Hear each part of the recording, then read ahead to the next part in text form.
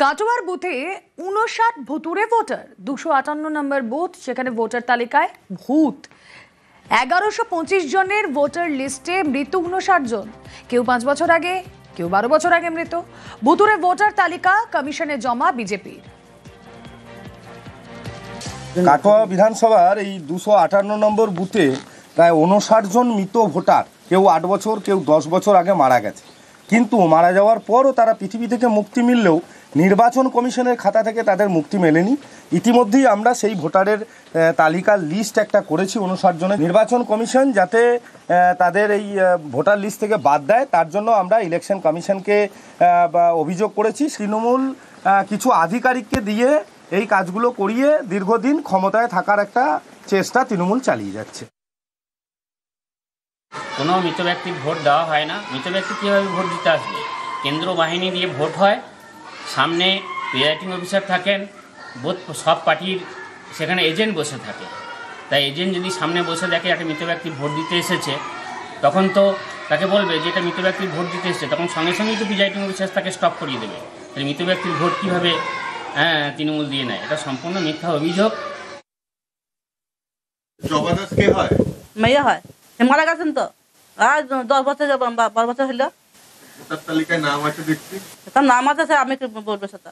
নাম হয়তো কাতে নেই হয়তো। আমার ভাই বিগত 8 বছর 2 মাস হলো মারা গেছে, ইংরাজির 2011 সাল 12ই সেপ্টেম্বর। এখনও দেখুন এই ভোটার লিস্টে ওর নাম আছে, শান্তনু বন্দ্যোপাধ্যায়। নির্বাচন কমিশনরা কি কাজ করছেন জানি না, ভাই মরেও শান্তি নেই, এখনও কিন্তু জীবিত রেখে দিয়েছে। এবার আমাদের বাড়িতে নাম কাটানোর জন্য কোনো ব্যক্তি আসেনি, আর আমরা অফিসিয়ালি কোনো যোগাযোগ করিনি। ভোট কে দিচ্ছে সেটা আমি বলতে পারবো না, হয়তো কেউ ভুতুরে ভোট দিয়ে চলে যাচ্ছে হয়তো। ভারতীয় বাবা, কিন্তু তার 3 জন বাংলাদেশি ছেলে। এসআইআর চালু হতেই বাংলাদেশিদের বিরুদ্ধে সরব। হিঙ্গলগঞ্জের বাঁকড়া 119 নম্বর বুথের ঘটনা। ছন্নত গাজীকে বাবা সাজিয়ে ভারতে বাস 3 জনের। নকল ভোটার আধার তৈরি করে ভিন রাজ্যে কাজ। 3 বাংলাদেশের বিরুদ্ধে সরব 119 নম্বর বুথের বাসিন্দারা।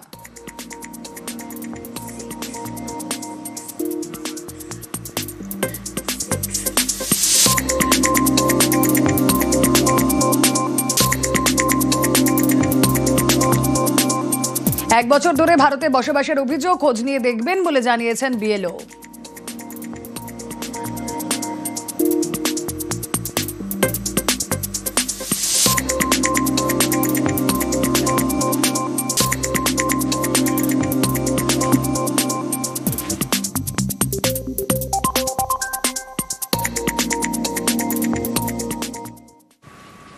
বন্ধু ও ধর্ষক, দুর্গাপুরে গণধর্ষণ মামলায় 20 দিনে চার্জশিট।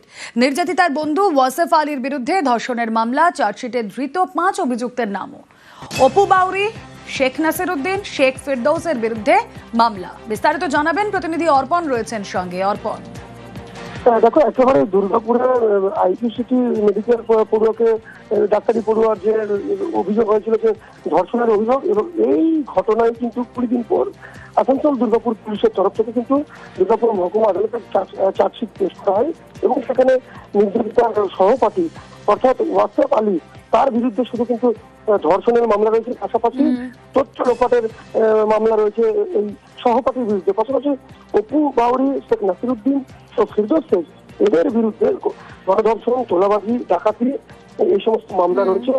এবং শেখ রিয়াজউদ্দিন এবং খতিব শেখের বিরুদ্ধে ছিনতাই, ডাকাতি মামলা রয়েছে। যদিও এই গোটা ঘটনায় কিন্তু পুলিশ তদন্ত প্রক্রিয়া চালাচ্ছিল, এবং টিআই প্যারেড হয় সেখানে দুর্গাপুরের যে উপসংশোধনাগার, তারপরে কিন্তু ঠিক 20 দিন পর চার্জশিট দাখিল হয়। ওকে, আপনারা জানেন যে 10 তারিখের ইনসিডেন্ট, আজকে আমাদের চার্জশিট জমা পড়ে গেল 30 তারিখের মধ্যে, অর্থাৎ 20 দিনের মধ্যে। আমাদের এই কেসে যে সেকশনে চার্জশিট জমা পড়লো সেটা হলো সেকশন 70 সাবসেকশন 1, মানে গ্যাং রেপ, সেকশন 74, 76, 78, 75, 79, অর্থাৎ আউটরেজ টু দ্য মডেস্টি বা ক্রাইম এগেনস্ট উমেনের যে কটা সেকশন রয়েছে সেগুলো সব। এর সাথে আমাদের এক্সটর্শন, ডাকাতি, একে রেস্ট্রেন করে ক্রাইম করা, এইরকম আমাদের বিভিন্ন সেকশনে চাষির জমা পড়েছে। আমরা প্রেয়ার করেছি স্টেটের তরফে যে যাতে কাস্টডি ট্রায়াল হয়, মানে খুব তাড়াতাড়ি ট্রায়ালটা শুরু হয় এবং শেষ হয়। ওই যে নির্যাতিত সহপাঠী তাকে কি সেকশন দেওয়া হয়েছে? তাকে রেপের কেসে তার এগেন্সে সেকশন আমাদের 64 সাবসেকশন 1 এসছে, যা আমরা ইনগ্রিডিয়েন্ট পেয়েছি। এবার ট্রায়াল হোক, এগুলো সব প্রাইমা বেশি।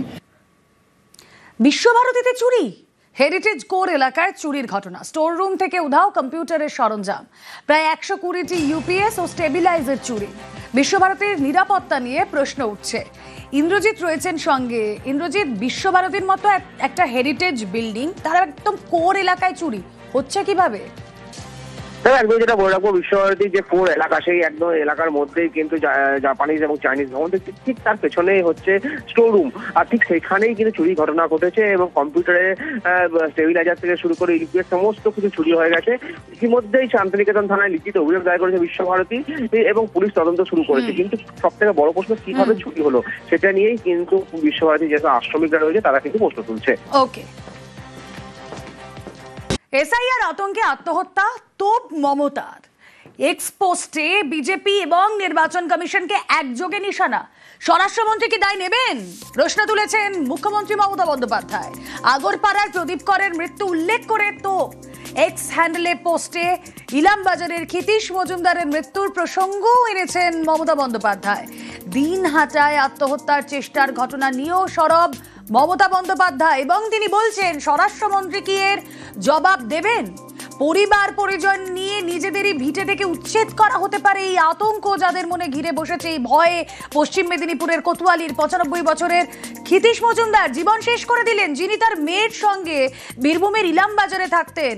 এই রাজনৈতিকভাবে প্ররোচিত মর্মান্তিক ঘটনার জবাব কে দেবে? স্বরাষ্ট্রমন্ত্রী কি দায়িত্ব নেবেন? প্রশ্ন তুলছেন মমতা বন্দ্যোপাধ্যায়।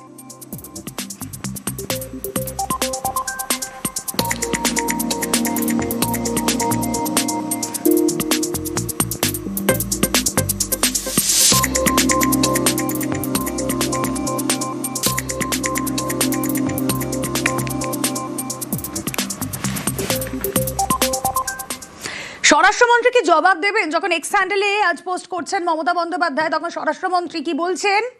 বাংলা এসআইআর বিরোধিতা তৃণমূলের, চড়াসুর অমিত শাহ। গতকাল অমিত শাহ বললেন বিরোধীরা ত্রুটিমুক্ত তালিকা চায় না। নেটওয়ার্ক 18-এর কনক্লেভে তোপ অমিত শাহ। कितने सारे लोगों की मृत्यु होती है, कितने सारे नए मतदाता आते हैं, कितने सारे लोगों के एड्रेस बदलते हैं, ढेर सारे घुसपैठिए घुसे। तो मतदाता सूची का शुद्धिकरण होना ये बहुत जरूरी होता है। पर मैं नहीं समझता इसमें सहयोग करने की जगह विपक्ष क्यों इसका विरोध कर रहा है। उनको दूषित मतदाता सूची ही चाहिए जिसके आधार पर वो असली जनादेश को छिपा सकते, इसलिए वो इसका विरोध करते हैं। वरना सबने सहयोग करना चाहिए। हर बूथ में हर पार्टी को अपना एजेंट बनाने की छुट्टी दी है चुनाव आयोग ने। हर स्तर पर सुनवाई की प्रोविजन रखा है। सुप्रीम कोर्ट तक गए, सुप्रीम कोर्ट ने भी इसको अप्रूव करा। अब क्या आपत्ति है? मैं तो समझ नहीं सकता। केवल घुसपैठियों को बचाने के लिए विशेषकर बंगाल और बंगाल की मुख्यमंत्री एसआईआर का विरोध कर रही है। भारतीय जनता पार्टी एसआईआर की एक्सरसाइज के साथ, एनडीए एसआईआर की एक्सरसाइज के साथ एक मुश्त होकर चुनाव आयोग के समर्थन में।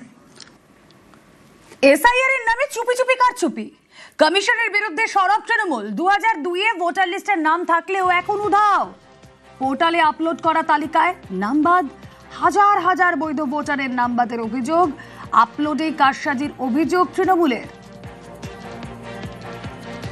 এসআইআর এর প্রসেস আনুষ্ঠানিকভাবে শুরু হওয়ার আগেই একাধিক এলাকা থেকে অভিযোগ আসছে এসআইআর নাম করে বিপুল সংখ্যক ভোটারের নাম ভোটার লিস্ট থেকে বাদ দিতে শুরু করেছে। 2002-এর ভোটার লিস্টের নাম থাকাটা একটা অন্যতম মাপকাঠি। এইবার দেখা যাচ্ছে 2002-এর যে ভোটার লিস্ট, যার হার্ড কপি অনেকের কাছেই আছে, যারা রাজনৈতিক প্রক্রিয়ায় ছিলেন অনেকের কাছেই থাকবে, তো সেখানে নাম আছে, অথচ এই 2002-এর ভোটার লিস্ট বলে যেটা এখন ওয়েবসাইটে আপলোড করা হয়েছে তাতে বিপুল পরিমাণ ভোটার নেই। এটা কি করে হতে পারে? তারা কোথায় যাচ্ছেন, তার ব্যাখ্যা কোথায়?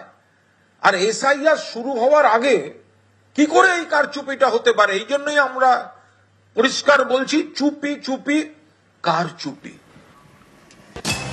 এসআইআর ব্যাহত করতে ভিত্তিহীন অভিযোগ তৃণমূলের, কুণালকে পাল্টা দেবজিৎ সরকারের। যদি এরকম কোথাও হয়ে থাকে যে 2002-তে বৈধ ভোটার ছিলেন যিনি, তার নাম এই মুহূর্তে অনলাইনে যে ভোটার লিস্ট এসেছে 2002-তে, সেই লিস্টে তার নাম নেই, তার উত্তর দেওয়ার দায়িত্ব হচ্ছে কেন্দ্রীয় নির্বাচন কমিশন। ভারতীয় জনতা পার্টি এর কোনো উত্তর দেবেন না। কিন্তু তৃণমূল কংগ্রেস যেভাবে এই সব মন গড়া কথা কিংবা খাতা অর্থসত্য এইসবকে সামনে রেখে যে চিৎকার চেঁচামেচি করছে, তাতে এসআইআর এর প্রক্রিয়াকে ব্যাহত করছেন, সাংবিধানিক সমস্ত ব্যবস্থাকে ওনারা সরাসরি চ্যালেঞ্জ করছে এবং ওনারা এইটা করে এসআইআর এর মান্যতা বা গ্রহণযোগ্যতা সম্বন্ধে একটা বিভ্রান্তি তৈরি করার চেষ্টা করছেন জনমানসে।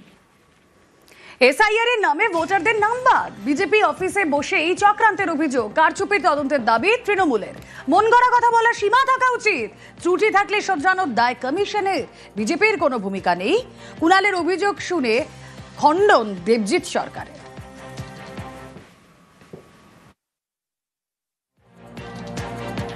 এই যে এরা বলছে, এরা জানে এই চক্রান্তটা, এই যে মুখে বলছে না এত লোক বাদ যাবে, এটা পরিকল্পিত চক্রান্ত। বিজেপির পার্টি অফিসে বসে চক্রান্ত হয়েছে, সেই চক্রান্ত ইলেকশন কমিশনের মাধ্যমে তাদের ওয়েবসাইটে উঠছে। না হলে বিজেপির নেতারা কি করে বলতে পারেন এসআইআর এর আগে বলছেন এতজন বাদ যাচ্ছে? তার কারণ তারা জানেন যে তারা এতগুলো মানুষের নাম, এর মধ্যে হিন্দু রয়েছে অনেক, মুসলিম রয়েছেন, অন্য ধর্ম রয়েছেন। এই বিপদটা শুধুমাত্র যদি কেউ ভাবেন যে অমুক ধর্মের বিপদ নয়, এটা সকলের বিপদ। দেখুন, বিজেপি পার্টি অফিসে বসে এটা হচ্ছে, কেন বলছেন? মানে এ তো কোনো অদ্ভুত কথাবার্তা। মন গড়া কথা বলার একটা সীমা থাকা উচিত। বিজেপি পার্টি অফিসে বসে হচ্ছে, তৃণমূল পার্টি অফিসে বসে হচ্ছে, কিংবা অন্য কোনো পার্টি অফিসে বসে হচ্ছে, বা রাস্তার চায়ের দোকানে বসে হচ্ছে, এইসব কথা বলার মানে কি? যদি কিছু ত্রুটি হয়ে থাকে সেই ত্রুটি কমিশনের অফিসে বসেই হয়েছে, কিংবা যারা কমিশনকে ইনপুট দিয়েছেন তাদের তরফ থেকে হয়েছে, সেটা কমিশন দেখবেন।